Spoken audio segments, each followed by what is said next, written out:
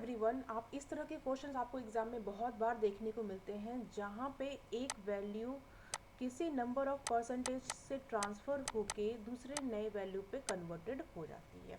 बच्चों गाइस, जब भी इस तरह की कंडीशन आपको देखने के लिए मिले किसी भी क्वेश्चन में कि जहाँ पे एक वैल्यू कन्वर्ट होती है कुछ नंबर ऑफ परसेंटेज के इफेक्ट से दूसरे नए वैल्यू में, और आपको इनमें से यानी वैल्यू 1 या वैल्यू 2 की वैल्यू अगर आपके क्वेश्चन में दी गई, जैसे कि यहाँ पे क्या है, जब 5% का इंक्रीमेंट एंड डिक्रीजमेंट लगा हो उसके बाद ये वैल्यू हमारे पास आ रही है, तो ऐसे केस में आप कोई भी वैल्यू को फाइंड आउट कर सकते हैं, लाइक वैल्यू 1 या वैल्यू 2 को by doing it by the ratio method. कैसे?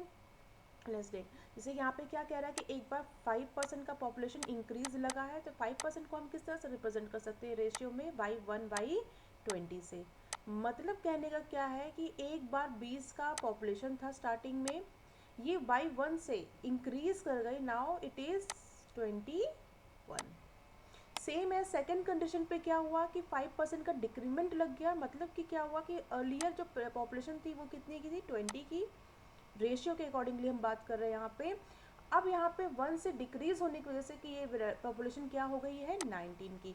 तो गाइस आपको करना क्या होगा कि इन दोनों परसेंटेज का जो हमने रेशियो बनाया है, आपस में इन दो परसेंटेज को आप मल्टीप्लाई करेंगे और इन दो परसेंटेज को आप आपस में मल्टीप्लाई करेंगे, तो ये आ जाएगा हमारा 400 और ये आ जाएगा हमारा 399।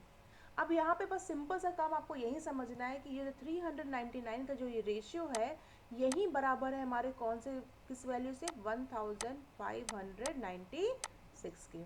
तो हमें ये जानना है कि what is the 1 ratio value. तो यहाँ पे 1 रेशियो की वैल्यू हमारी आ रही है 4, और हमें कुछ नहीं करना है, हमें स्टार्टिंग की पॉपुलेशन जानने के लिए यही इंटू 4 इस रेशियो के साथ कर देंगे, तो हमारा आंसर आ गया जो कि है कितना, 1600।